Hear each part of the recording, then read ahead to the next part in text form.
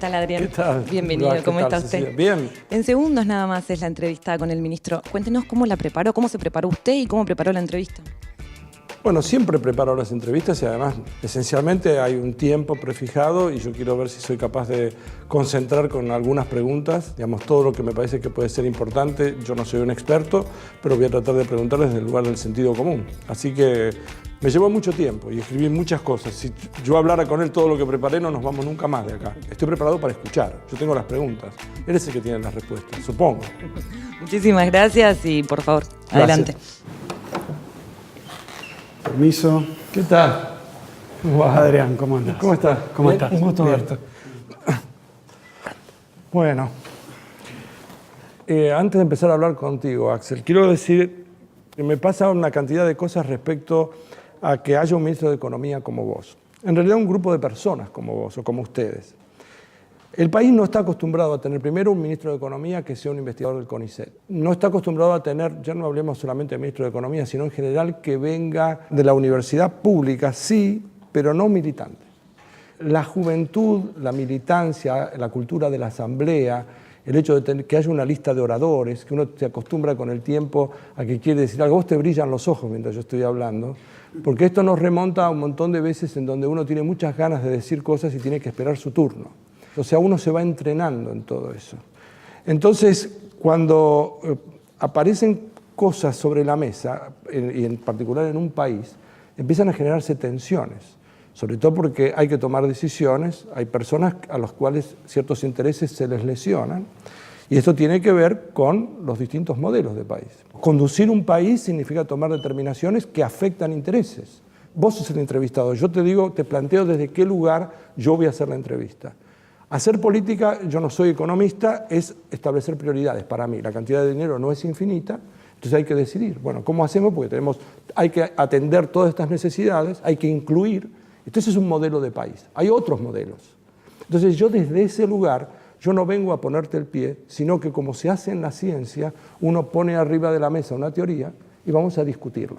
Entonces vamos a abordarla, vos la vas a defender y los que estamos del otro lado no es que atacamos a la persona, queremos entender y para entender hay que preguntar. Querría escucharte a vos reflexionar sobre esto. Mira, mientras hablaba vos decías me brillan los ojos. Yo soy investigador del CONICET, profesor titular concursado de la Facultad de Ciencias Económicas, falta que el concurso lo apruebe el Consejo Superior, pero me he dedicado mucho tiempo de mi vida como profesión, además de la política que he hecho siempre, a lo que llamamos la academia, la docencia, la investigación. Mi objetivo era entrar al CONICET, trabajar de investigador, porque era algo que me parecía increíble que pasara. Pero había dos cosas. Primero que me decían que la carrera de investigador estaba cerrada, o sea que no había forma de entrar al CONICET. Alguien que quería ser investigador en la Argentina, en la universidad pública o en el sistema público, no podía. O sea que era un oficio, como tantas industrias que se cerraron en el país, que se había cerrado. O sea, uno preparaba para que tenías que ir. Tenías que irte al extranjero. Y después había un ministro de Economía en ese momento, en esta silla, por decir algo, que mandó a los investigadores del CONICET a lavar los platos. Así es. Yo quiero decirte algo que es chiste, pero que me parece que va. Mi mujer también es investigadora del CONICET y manda al ministro de Economía a lavar los platos. O sea que es la venganza de los investigadores, porque todos los fines de semana, cuando me manda a lavar los platos, yo digo, mira, al ministro lo mandan los investigadores a lavar los platos. Cambiaron las cosas. Y el ministro va. Y yo me jacto de eso, me parece. Cuando yo llegué al Ministerio de Economía, todos decían, no tiene experiencia práctica, ¿por qué se investiga? Al final, si uno estudia y sabe... O sea, si nos preparamos, entonces... nos servimos.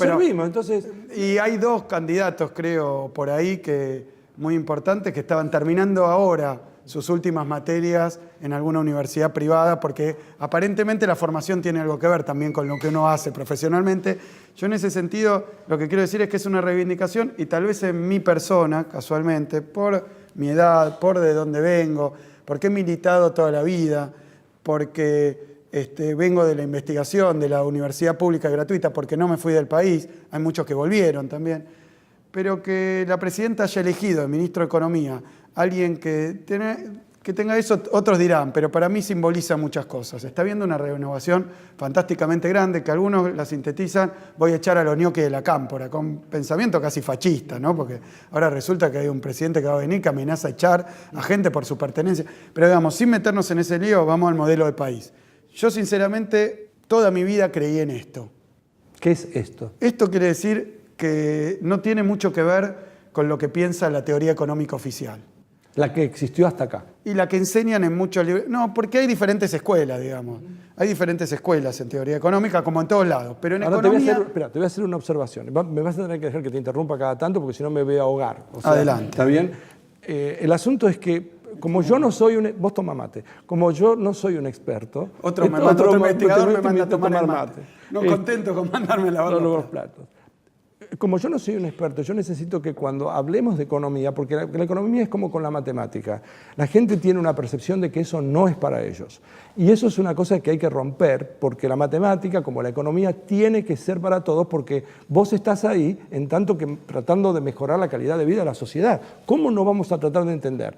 ¿Cómo hacemos los que estamos de este lado para que vos expliques que determinadas cosas, porque las que vos explicás son las que van a ser votadas dentro del tiempo. Obviamente. Y habrá otros que van a proponer otras cosas. El que va a tomar la decisión tiene que entender cómo lo que vos decidís, o lo que va a decidir supuestamente lo que promete el otro, efectivamente los va a afectar a ellos, el obrero. Absolutamente. Mira, te digo más, yo formo parte de un grupo de economistas que como estudiantes y como profesores después en la universidad nos dedicábamos a eso, a tratar de bajar la economía para que la entienda la gente. Escribíamos, difundíamos, dábamos charlas en sindicatos, todo lo para que la entienda la gente. Porque teníamos una tesis que capaz no se aplica para la matemática, pero en economía yo estoy seguro. Primero, en economía hay una homogeneidad, hay pensamiento único en economía. Lo que se enseña es más o menos lo mismo y es un pensamiento en economía de derecha.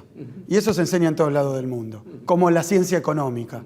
Y es mentira, no es la ciencia económica. Hay otros pensamientos económicos distintos muy calificados. Doy un caso. Keynes, el economista probablemente más importante y famoso del siglo XX, hoy pediría que lo vuelvan a enterrar en su tumba si lee lo que se está enseñando en las universidades, acá en la Argentina y en todos lados, los programas que se hacen en Estados Unidos, con libros de texto y manuales de Estados Unidos, con un negocio editorial fantástico. Pero cuando vos no entendés algo en economía, es que te están mintiendo. Lo decía Jauretche, no es que es difícil, es que te están mintiendo, te están engañando y te quieren hacer pasar las cosas. Bueno, porque la cultura de la sociedad hace que cuando uno no entiende, si uno pregunta, te hacen ver como que vos sos vulnerable, que sos un tonto, sí, que cómo no burro. lo entendió, si escuchame, todo el mundo, es que no lo entiende. Lo invierto. Si el economista no puede explicar para que se entienda, el burro es él, no el que no lo entiende. El burro es él. No quiere contar la verdad. Claro. ¿El burro es él o está escondiendo algo? Está escondiendo, no lo puede decir. ¿Qué piensa la economía, digamos, ortodoxa, la economía convencional, la economía, digamos, de derecha de la Argentina? ¿Qué tendríamos que hacer en Argentina? Mira, no es tan difícil de entender porque Argentina experimentó eso. Argentina, como tiene su pampa húmeda y sus recursos naturales, tendría que dedicarse solo a eso. O sea, la producción industrial es algo... Nosotros tenemos recursos naturales, lo que tenemos que hacer es sacarlos y venderlos. Sacarlos y venderlos sin valor agregado. Eso es lo que tenemos que hacer porque nuestras ventajas naturales, comparativas, nos dicen hacer eso. Y todo lo demás, comprárselo a otros que lo hacen. Por ejemplo, todos los bienes industriales, todo lo textil, todos los juguetes, los medicamentos, comprarlos afuera, todo afuera. Esa es una escuela económica que se enseña en primer año en mi facultad como una verdad revelada. No te estoy diciendo algo. Como los economistas a veces usamos modelos matemáticos. ¿Pero qué se enseña en Estados Unidos? Esa teoría no se puede enseñar en Estados Unidos. Por supuesto que sí. ¿Se enseña así también? Sí. Pero eso para los países periféricos, porque entonces claro, ellos, no para ellos. ¿Por qué? Porque dicen, en cada país veamos qué hay. En Argentina, ¿qué hay? Vacas y tierra. Sí. Entonces, y pradera. Entonces hay que hacer productos agropecuarios. ¿Y dónde están los recursos más calificados de mano de obra, el capital instalado, las fábricas? En los países avanzados. Esos tienen que hacer los bienes industriales. Qué vivo. Entonces, ¿qué vivo yo? No, pero no solamente eso. Nosotros tenemos universidades libres, gratuitas.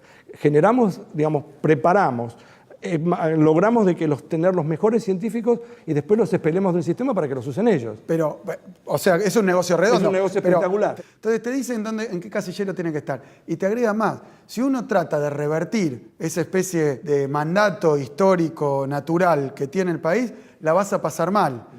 Y porque ellos tienen los medios como para que vos la pases mal. Y digo más, eso no sería tan triste si fuera simplemente una bolilla de las facultades. Pero el problema es que es un modelo que se aplicó en la Argentina. En los 90, todo el verso que nos vendieron estaba sustentado en esta explicación. Nosotros no decimos que en Argentina no tiene que haber producción agropecuaria, que no tiene que haber soja, que no tiene que haber leche, que no tiene que haber carne. Tiene que haberla. Lo que no quiere decir, porque la gran mentira no es que en Argentina no podemos hacer eso y muy bien.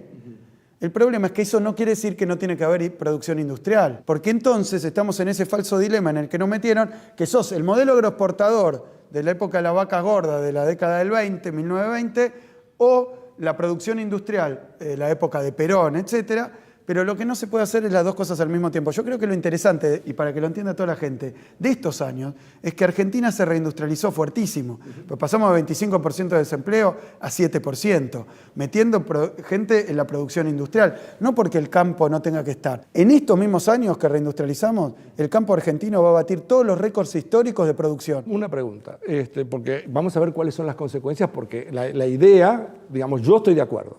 Ahora vamos a ver, tomemos el litio. Por ejemplo, la Argentina descubre, tiene salares, yacimientos de litio. Una alternativa de país sería hacer lo siguiente. Acabamos de descubrir un bien natural, lo sacamos, lo exportamos y tenemos un beneficio. Otra manera de verlo es decir, momentito, ¿para qué quiere la gente? ¿A quién se lo vendemos el litio? ¿A Japón, a Corea, a Estados Unidos? ¿Por qué? Porque ellos pueden producir baterías. En este momento el mundo está produciendo una modificación brutal, brutal. Y el litio es una componente esencial para las baterías, para los autos. Es decir, alguien fabrica la batería y la batería de pronto empieza a valer $10.000, $20.000, lo mismo que el auto. Mira, te digo, para que, de nuevo, para que sea claro, porque además lo vivió la Argentina. En la época de la colonia, que éramos colonia europea, nosotros, española, pero que estaba Gran Bretaña como principal potencia industrial y sobre todo cuando, después de la Revolución de Mayo, que ahora viene otro nuevo aniversario, ¿no? Argentina, digamos, se independiza. Pero sigue dependiendo económicamente. ¿Qué quiere decir que dependía económicamente?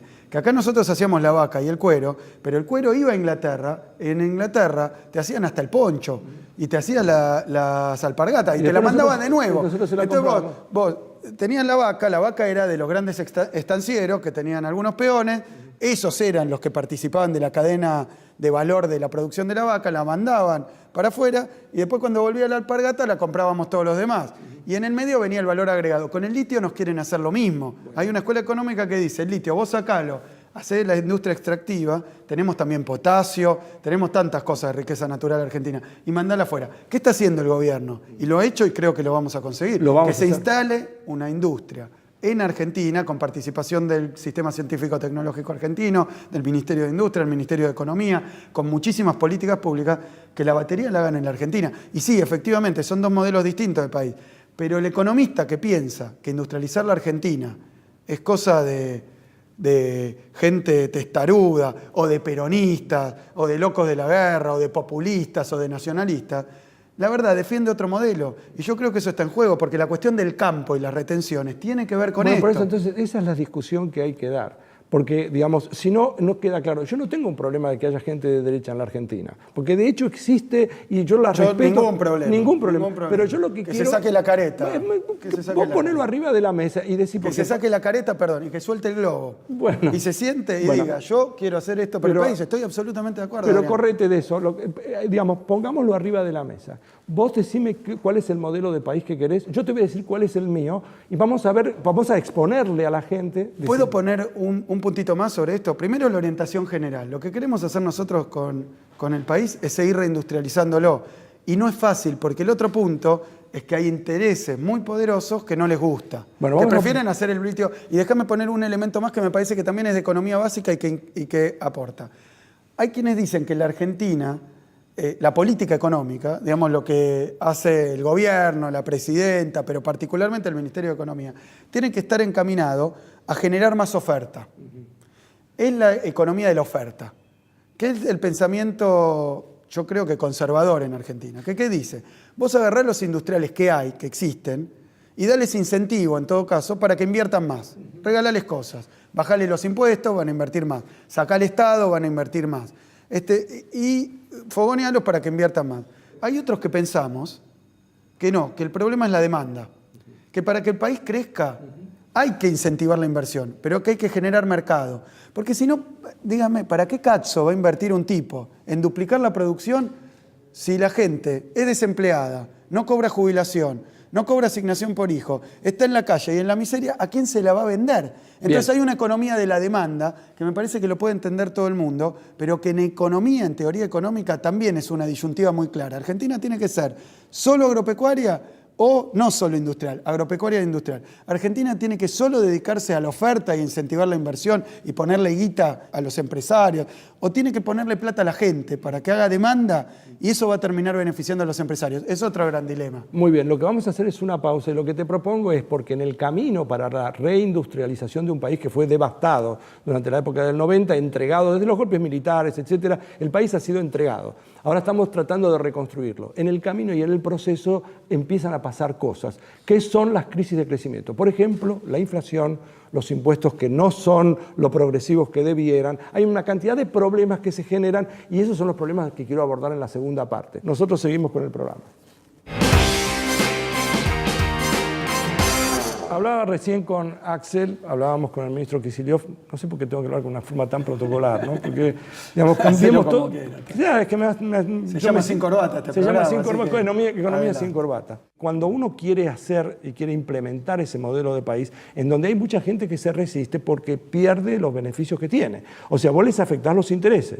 Las personas que tenemos más, como yo, hay mucha gente que no quiere pagar los impuestos, porque no quiere, digamos, y no hay otra alternativa. ¿Quién va a pagar? Por ejemplo, en la Argentina no se paga impuesto a la renta financiera. Eso es algo que no entiendo. ¿Por qué pasa eso? Nosotros lo que decimos es que para que Argentina crezca en serio, sea estable, sustentable, se fortalezca, nosotros, en lugar de hacer, como decían en los 90, que había que crecer, y después cuando seamos ricos distribuir. Claro, que se desparrame ahí. La teoría del derrame, esto viene 1776 de Adam Smith, viene esto. Sí. La idea de que una economía de libre mercado automáticamente va a beneficiar a todos.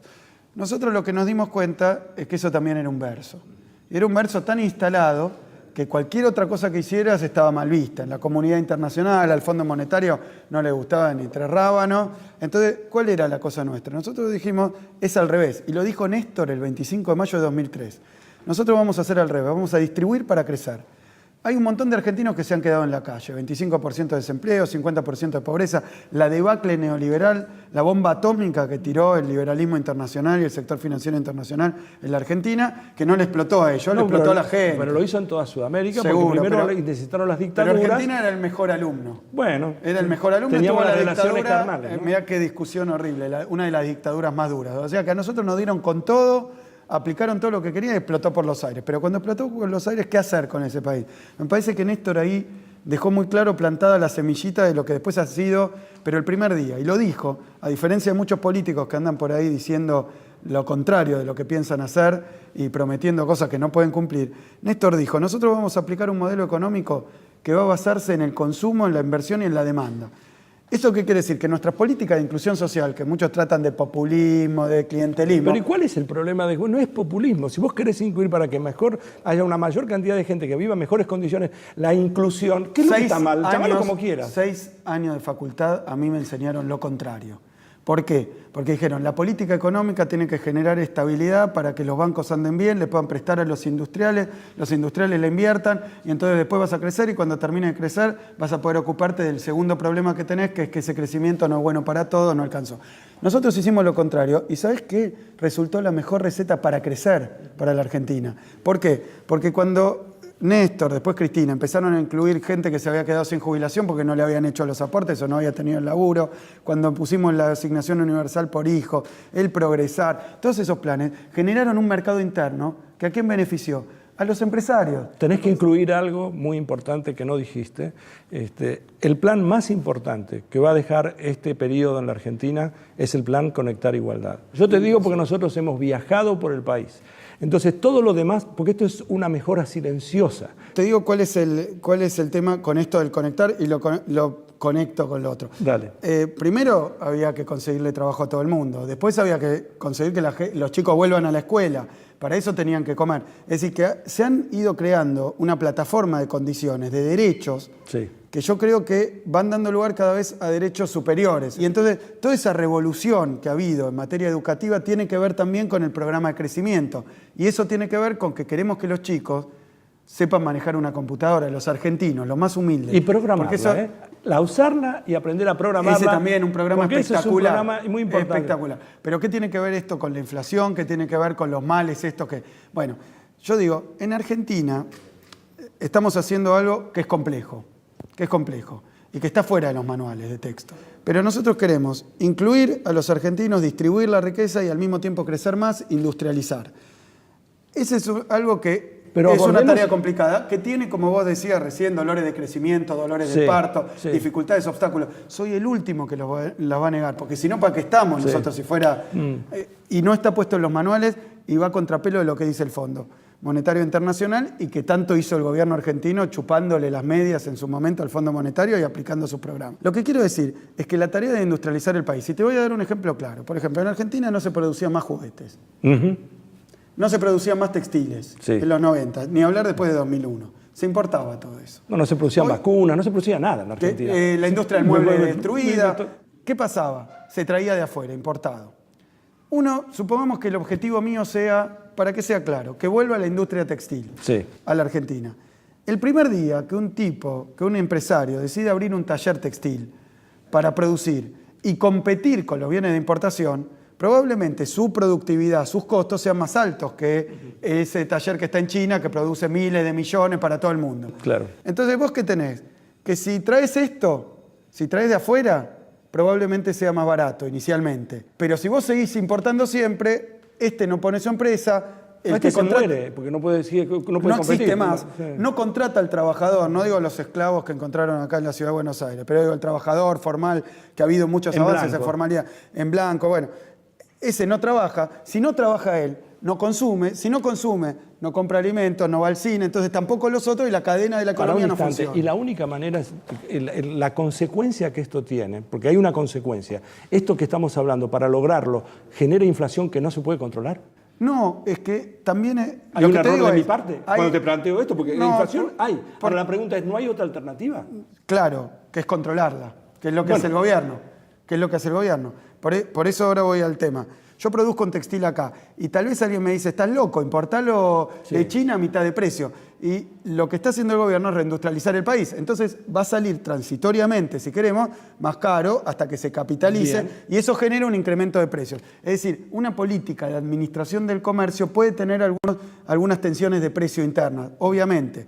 ¿Qué es lo que hay que hacer? Primero, al empresario. Hay que decirle, porque yo esté generando ese mercado interno, yo como sociedad, no como gobierno, ese mercado interno, la gente tenga plata y no entren en andanada, a precio de dumping, a mitad de precio, los productos externos para fundirte, eso no quiere decir que vos podés cobrar cualquier cosa. Porque si la demanda va creciendo y no crece al mismo tiempo la oferta, entonces unos pocos abastecen un mercado muy grande y los precios crecen demasiado. Entonces es un equilibrio, digamos, complicado. Es un equilibrio que Pero la expectativa es que uno podría plantear, de acuerdo con lo que... Porque ustedes son vos sos la persona que en este momento está liderando el Ministerio de Economía. Vos tenés que tener la visión de decir, bueno, estamos haciendo esto y esto va a llevar un determinado tiempo, pero el tiempo, porque en una época cuando vos no habías nacido, en aquella el equivalente era el Sogaray, que decía que hay que pasar el invierno. No, bueno, ¿te das cuenta? Mi antecesor, sí. Tengo un par ahí. Tenés un par, pero él decía que pasar el invierno. Se llama Salón de Cuadros, estaban todos los cuadritos acá. Bueno, no están más. Pero bueno, eso también forma parte de lo que era la Argentina. Por supuesto, entonces, no negamos la historia. Eso es lo que éramos y ahora somos otra cosa. Y más allá porque va a cambiar el gobierno. Y de todas maneras, esto que ha pasado ha dejado instalado algo porque ahora la gente sabe que se puede. Adrián, y te digo algo, porque a mí me parece que es central. Algunos dicen, bueno, yo voy a aplicar un plan antiinflacionario, capaz no le ponen ese nombre, porque los argentinos conocemos los planes antiinflacionarios. Y no es que este ministro de Economía no los conozca.